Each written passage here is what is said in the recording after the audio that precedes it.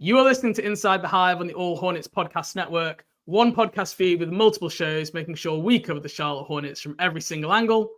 If you like what you hear, please subscribe on Apple Podcasts, leave a 5-star review, find us on YouTube.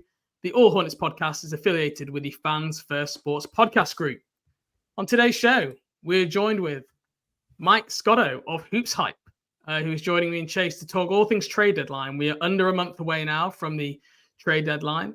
And no better time to talk with one of the best in the business in Mike Scotto. So, Mike, thank you for joining us.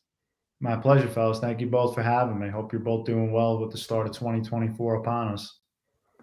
We are doing well. And, we are thankful for the trade deadline approaching because covering the Charlotte Hornets, as you can imagine, Mike, has been a tough sled for this last few months. Really, we could stretch that timeline to any amount of anything up to 10, 15 years. But interested to get into some discussions today on a wide array of topics. So Chase, I'll pass it over to you.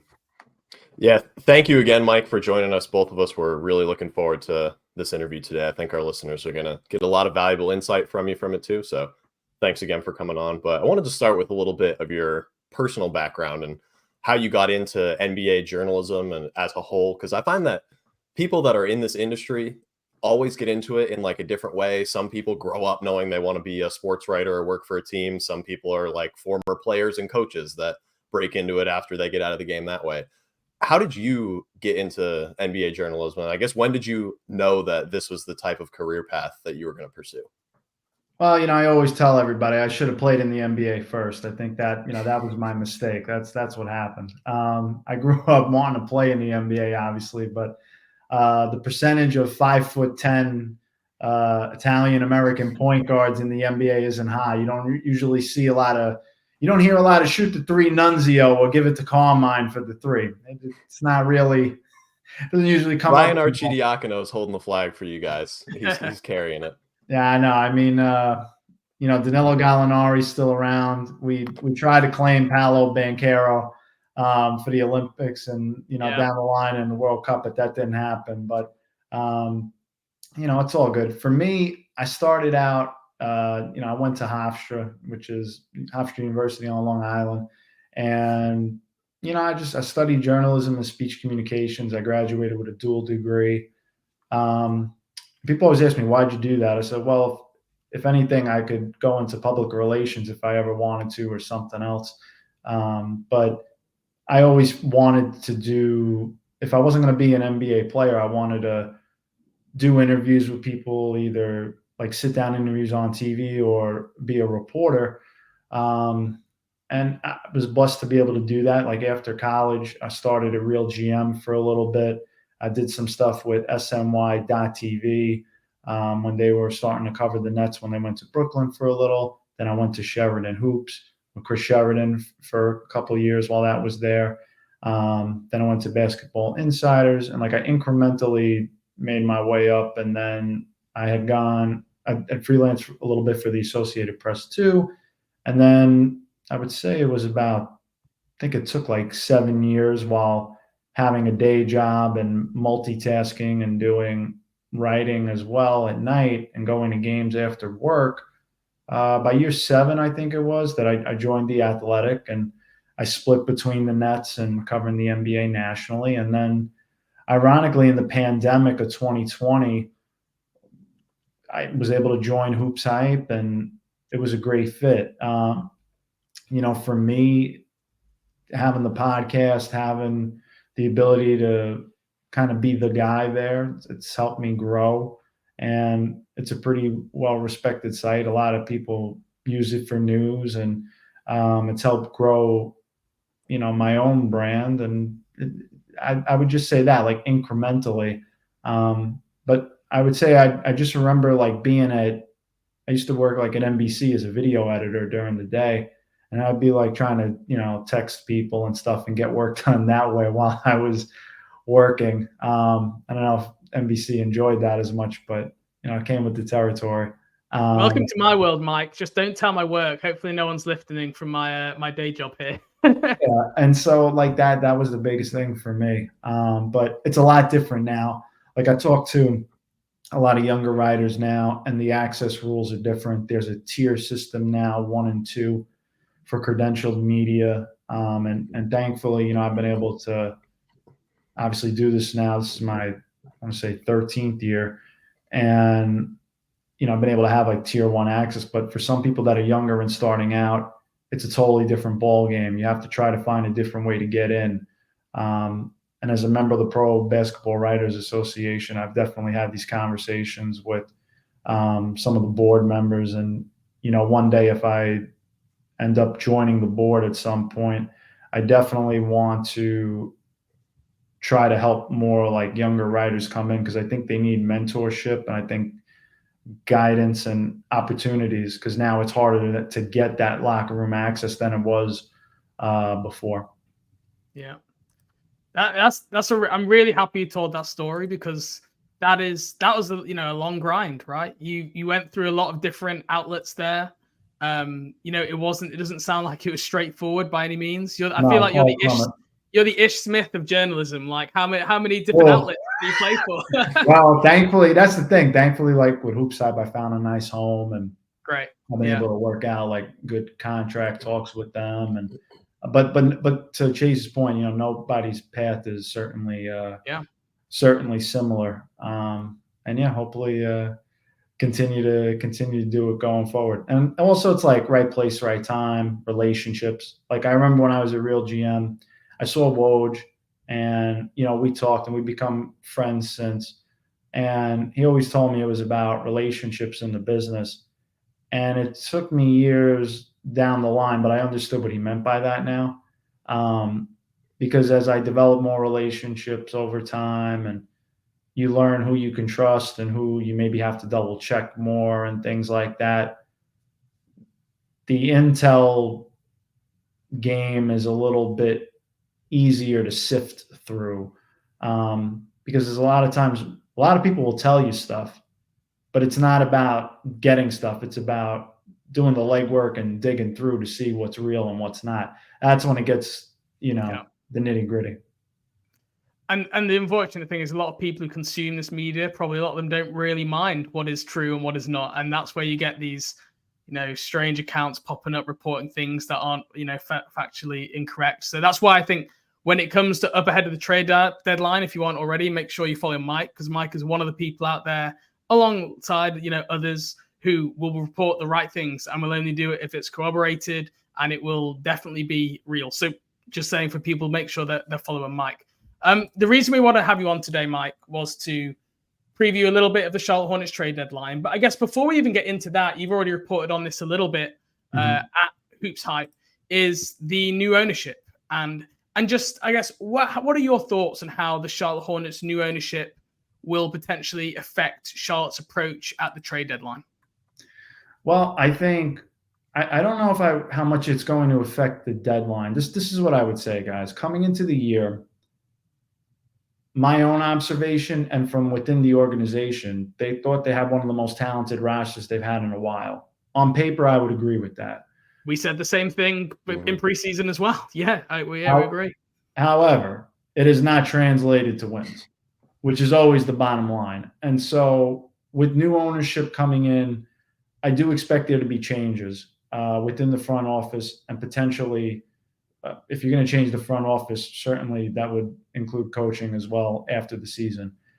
As far as the timing on that, I don't necessarily think you need to make a move before the deadline if you're not going to make any significant changes to the roster.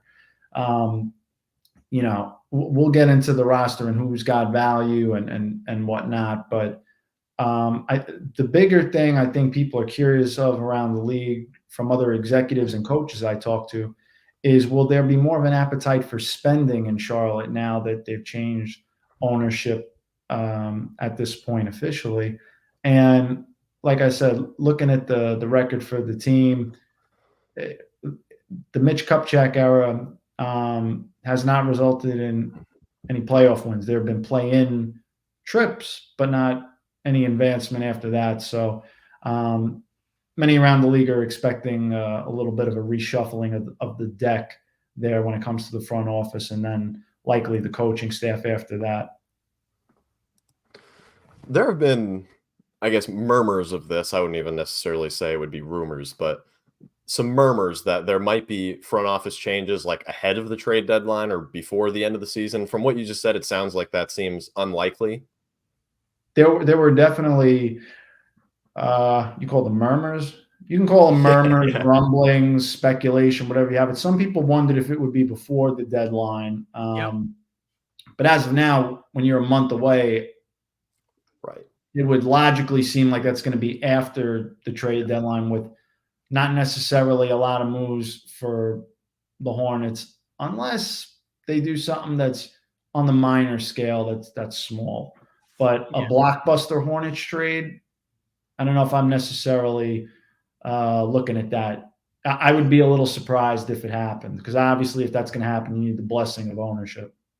Yeah, and that's why I think I always thought if we saw front office turnover before the trade deadline, that would suggest that they might be more active. But the fact that that hasn't happened, like the new ownership will not want a front office probably halfway out the door to be making, trading future draft picks, making major roster decisions. And trying to recruit someone in now in the next 3.5 weeks here from when we're recording, that's just going to be near impossible if you want to do a proper recruitment process. And they will. And to your point, I think that's what it is. It's about having a proper recruitment process. Now, certainly, because of the new ownership's ties to the previous Atlanta Hawks, regime, two guys that I've touched on that have come up, Travis Schlenk and Jeff Peterson. Travis with the Wizards now, Jeff with the Nets as an assistant GM now. But make no mistake, if the Hornets make a change in the front office, as is expected after the deadline, this will be a full search. It's not just going to be an Atlanta Hawks reunion necessarily, because of the previous ties that the new ownership group has to that regime. But those are the names that have been most commonly linked. Certainly, if there is a move, there's going to be a bunch of names that get thrown out there. Some are going to be more real than others. But you know how it is. There's very few jobs. There's only 30 jobs of that variety. So everybody tries to get one foot ahead of the other to get one. I think that will be refreshing news to a lot of Hornets fans, because the previous recruitment strategy, the short list was probably, who has ties to Michael Jordan, either through the business world or through his, family connections. So a full business search looking for the best candidate I think would definitely be good progress and a positive step. So in terms of those priorities, it sounds there, like you say, major moves unlikely ahead of the trade deadline. But I'd also how it's currently lining up seems to suggest more that the team would probably be more likely go down the seller route, for those guys who may be expiring in the summer, where if you don't move them now, you're going to end up just letting them walk and you get nothing back from them. Do you think that's kind of matches up with what you've heard, more likely to be down that seller territory, also considering how the season has gone with the record at this stage as well? I mean, they certainly wanted to be a play-in team, and that has not materialized.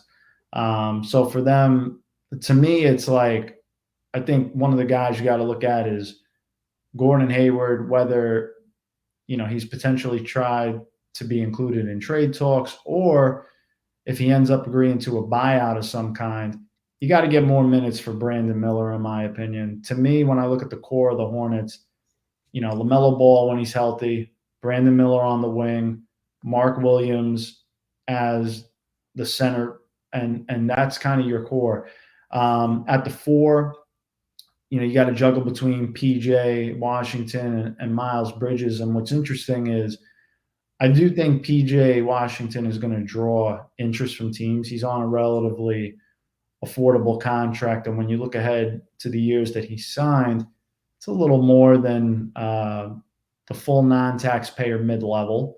So it's an affordable, tradable contract, and he's a good player that can fill different positions and provides versatility. There's always been teams that have called on him in the past.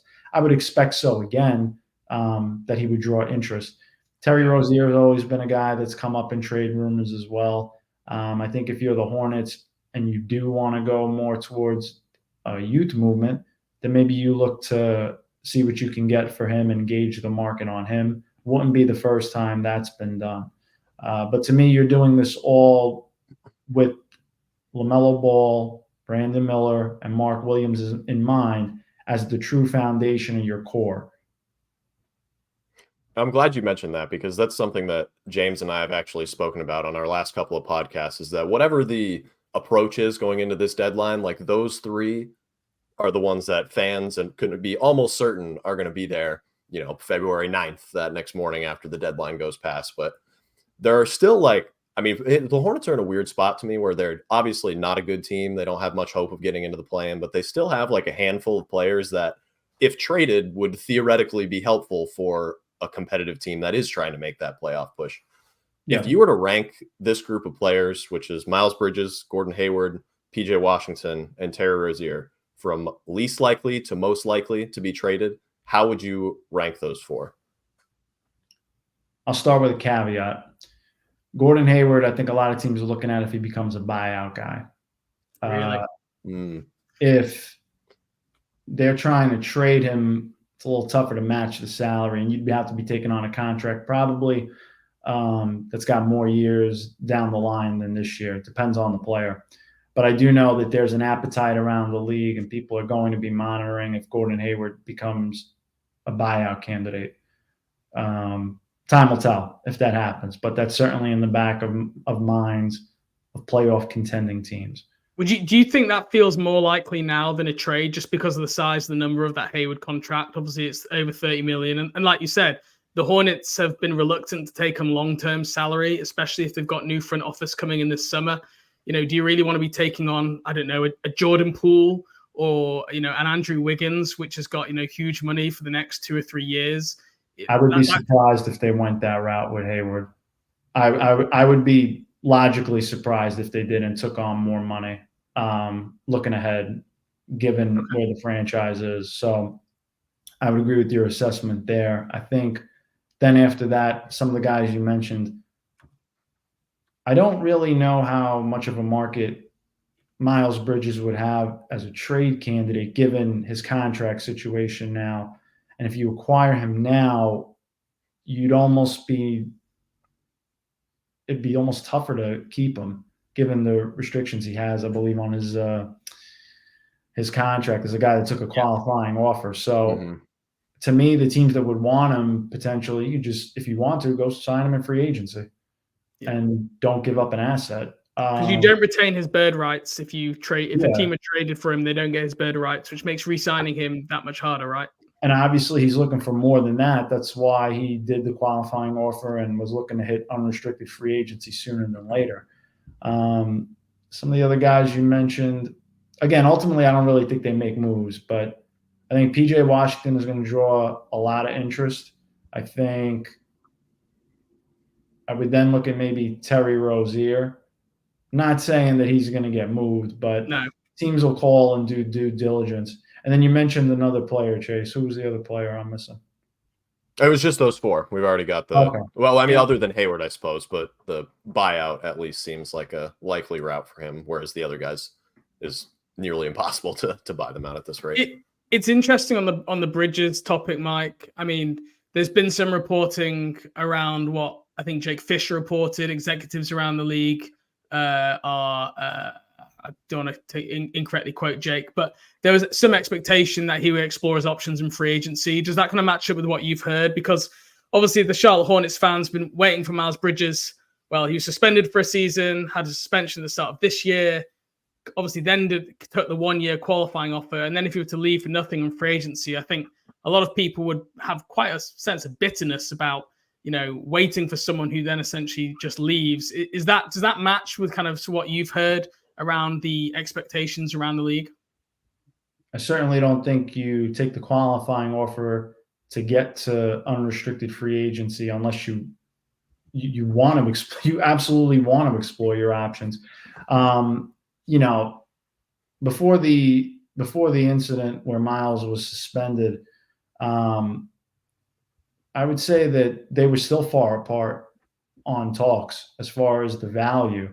So that alone, outside of obviously what transpired since, was part of the reasoning that he wanted to get to free agency sooner. And it's hard to get a deal in restricted free agency. Very few have even gotten an offer sheet.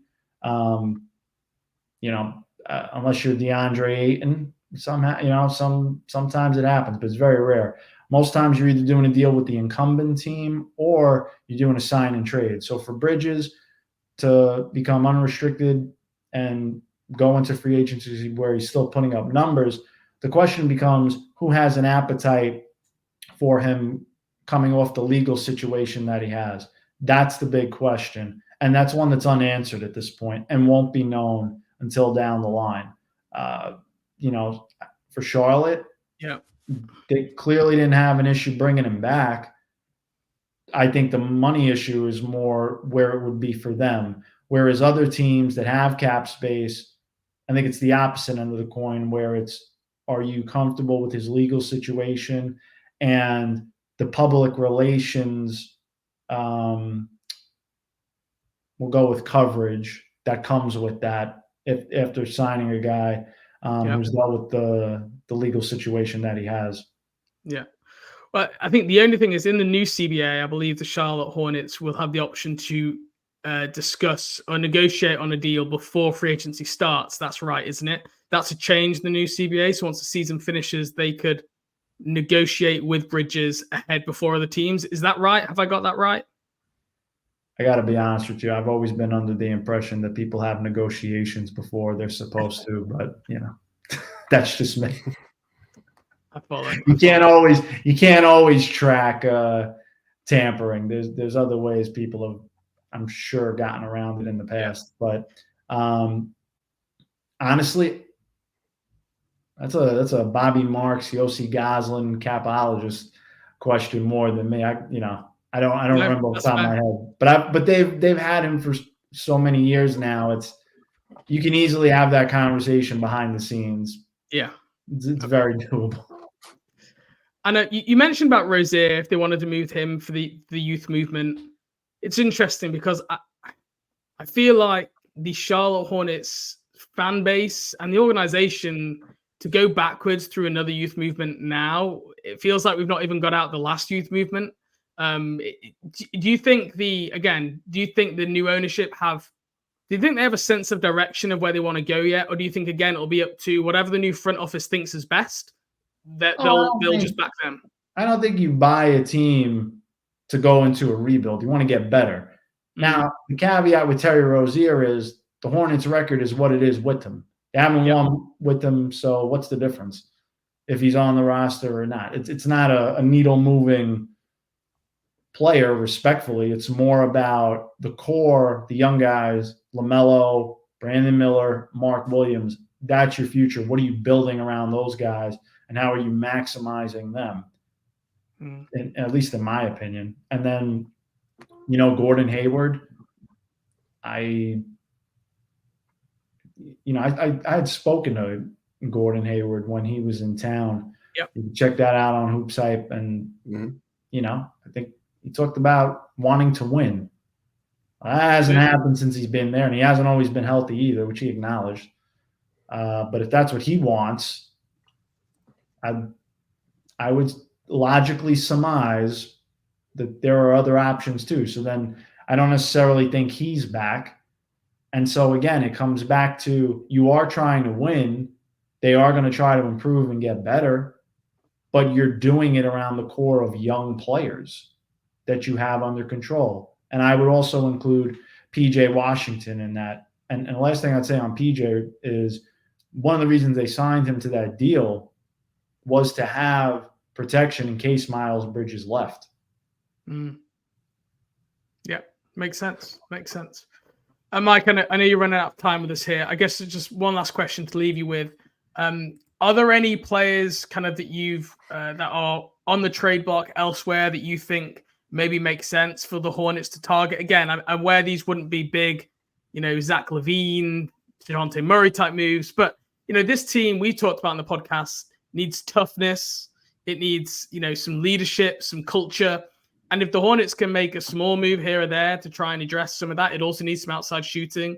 Like, that's something that I don't think they should wait. They should, if that opportunity presents itself, they should look at. Is there anyone that you think stands out as a clear guy who would make some sense to pursue? I feel like usually in that sense, a team like the Hornets would look at a younger guy, maybe that hasn't had a good situation on another team coming out of the draft that they believe has potential. But I don't know. I don't think young guys like that fit them. Like Davion Mitchell, I don't think would fit them. I don't think Patrick Williams would fit them right now. And obviously Chicago will want a lot for him anyway. Going around the league, I almost wonder if they need, like, I'm not saying in the trade market, but down the line, veteran role players that can help with this team and we grow. talked about guys like Najee Marshall, Royce O'Neal, those kind of like tough, like gritty guys, because that's just something that this Cody Martin is the only person who probably has that in his DNA, and he has just not been on the court enough. Yeah, Ish Smith was the only other guy I thought of. Yeah. Okay. Chase, I guess, like, to formally answer the question, I don't really think you can get anybody till you have your direction set for the future. And I do think that's going to come with a change in the front office eventually. And, you would likely say a coaching staff change after that as well. Again, this Hornets team is well out of the playing picture right now as we're recording this. Why would you bring all that back? For the new ownership, they're going to want to win. No, absolutely. Go on, Chase.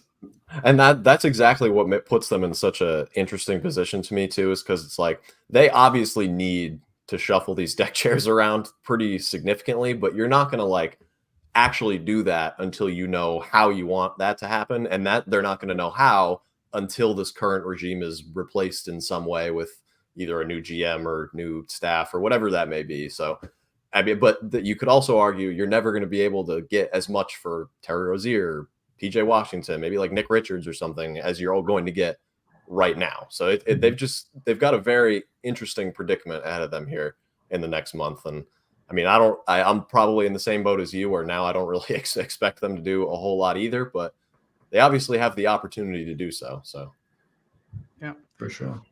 Well, Mike, thanks a lot for giving up your time coming on. Best of luck for the rest of the season. Keep up the work you're doing at Hoopshype. And yeah, we will hopefully enjoy the trade deadline. I know it'll be a busy time for you. You got it, fellas.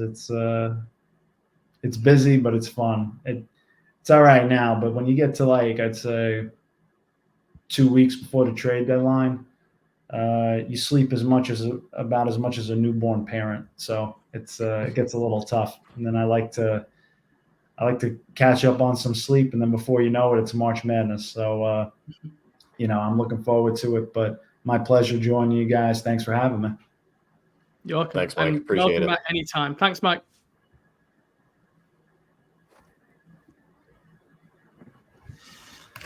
All right.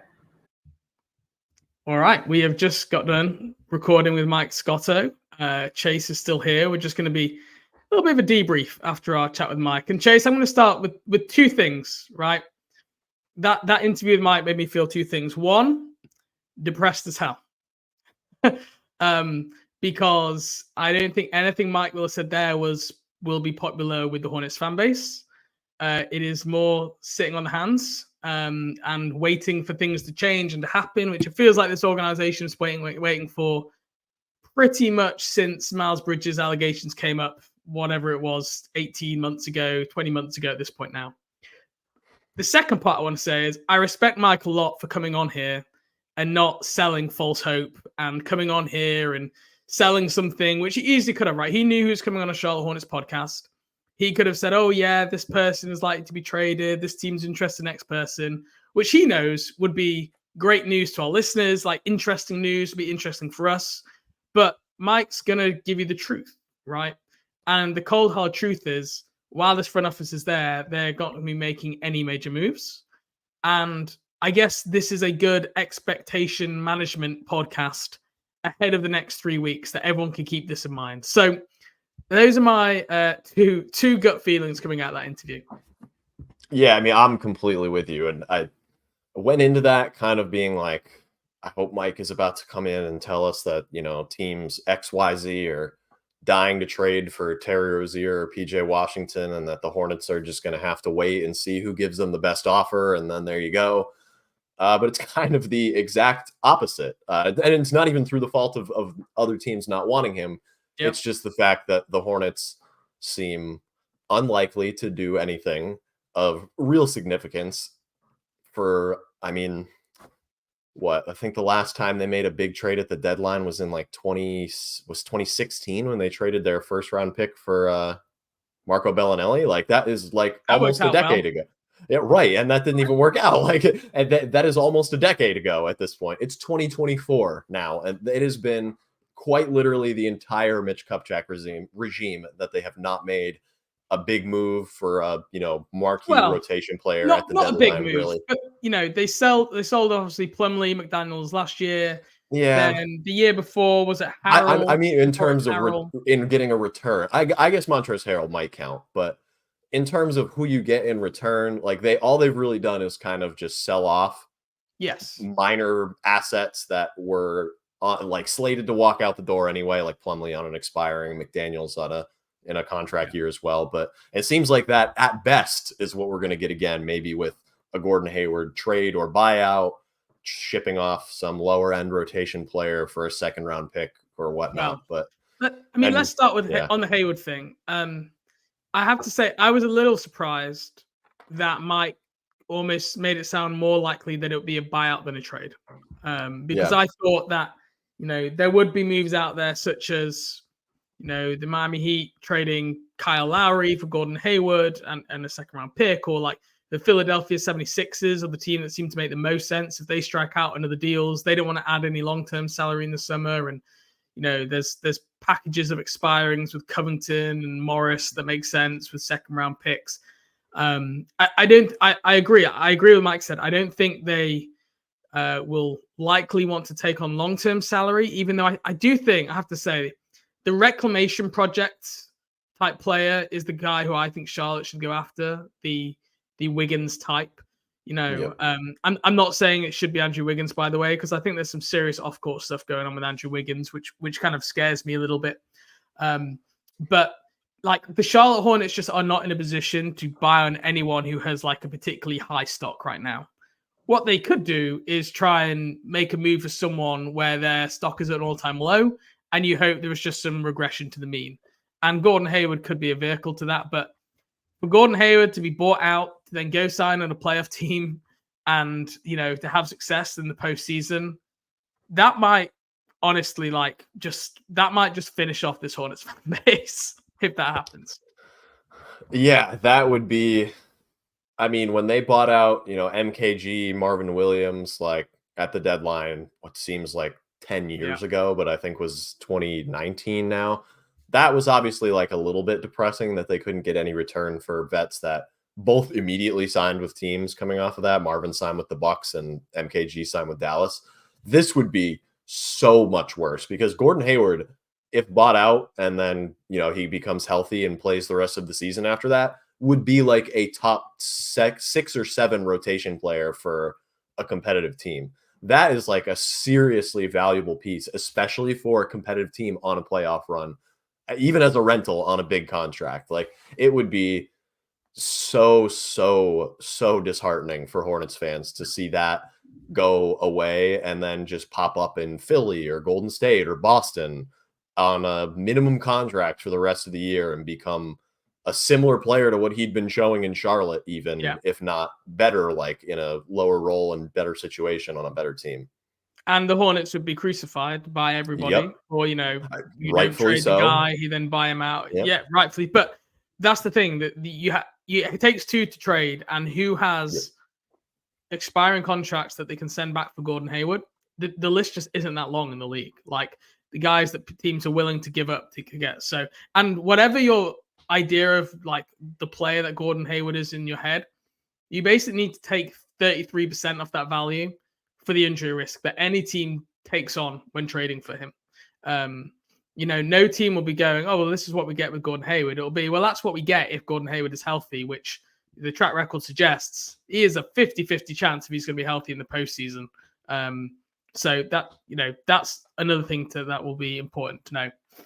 One thing I did think was interesting was Mike seemed to think PJ Washington was a guy who maybe had more trade interest among other teams in the past, and maybe this offseason, maybe more so, even though he's maybe having a down year from his shooting percentages that we talked about last podcast. It sounds like PJ was the next guy he felt was maybe most likely to be involved in something.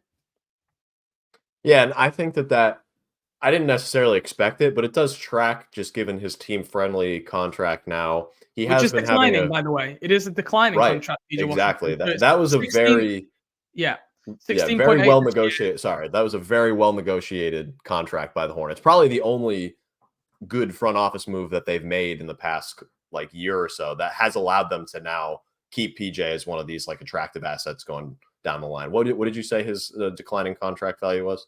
Yeah, so 16.8 this year, 15.5 next year, and 14 the year after. So honestly, by the time he gets to year 2, 3 of that contract, the new TV money will be in. He will probably be earning less than the mid-level exception, which will be, I think, good value. I'm not saying it's great because, like we've seen this year, he is a, when he's on, he's on. When he's not, like rotational 4, like / some small ball 5. But I continue to think that he is a guy that if you can get him in a situation where he has a good shot diet and he's not being asked to do too much, that he'll be able to produce. I didn't really have any more thoughts. Look, there's not going to be a lot of headlines from that. I can't lie here. I can't try and dress this up. It sounds like the fact there has been no front office change means now that this deadline is going to be fairly passive. And maybe things change between now and February, but Mike is probably as connected as anyone who's going to speak publicly on a podcast, and he was very clear in not wanting to send any kind of false message there. Yeah, and especially just with how little time there is between the deadline, like that change in the front office, it would have to be happening like literally right now if we were to anticipate anything going forward. Mike did not seem like he anticipated that, and as a result, I mean, this seems to be what we're going to get is kind of another year of wait and see. And I mean, I imagine if the Hornets are blown away by some offer for anybody that, like we discussed in the interview, is not LaMelo, Brandon Miller, or Mark Williams, they'll surely consider it. But I don't think they're going to be beating down doors to try and trade Terry Rozier, PJ Washington, Miles Bridges, Gordon Hayward, anybody that would have perceived value right now just due to the situation that they're in as an organization. Yet again, unfortunately. I just wonder how much longer this fan base can take the we're in evaluation wait and see mode. Like, let's say the new front office comes in and they go, well, we've got to evaluate everything. It's like, well, the Hornets have been evaluating here for the last 2 or 3 seasons. People's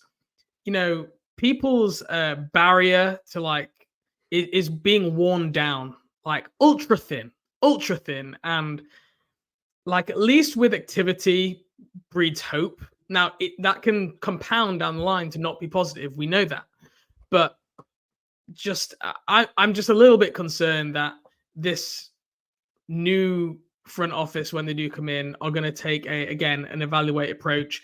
And I just think people's fan base, the fan base is just not ready for that now. Like that might be the right thing to do, but I just think people will disagree just because of how the last 2-3 years have gone.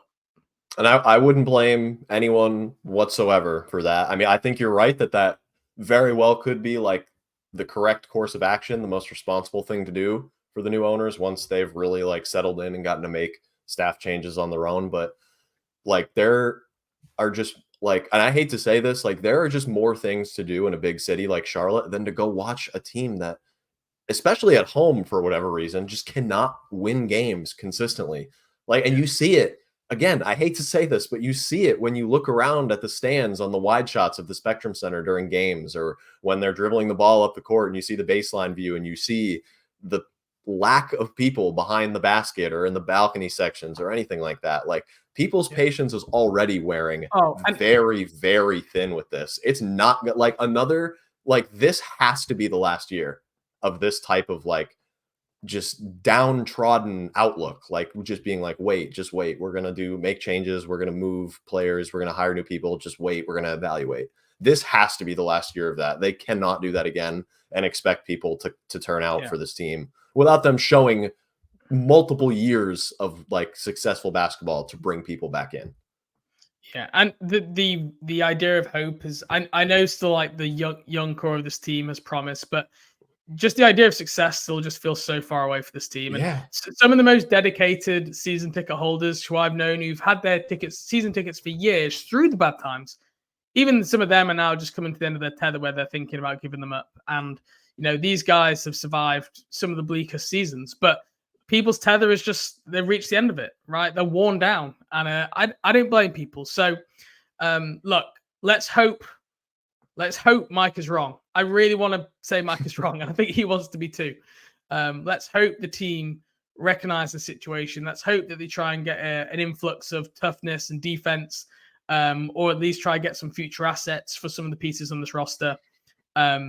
But we will have to see. Look, we're going to know for sure in the next 3 weeks if Mike was right. So, yeah, big shout out for Mike for joining us, and yeah, we will speak to you next week. Yep. Thanks again to Mike. Always love talking to people that are as plugged in as him and can share all that knowledge. Thank you to everybody listening. We hope you enjoyed. See you next week.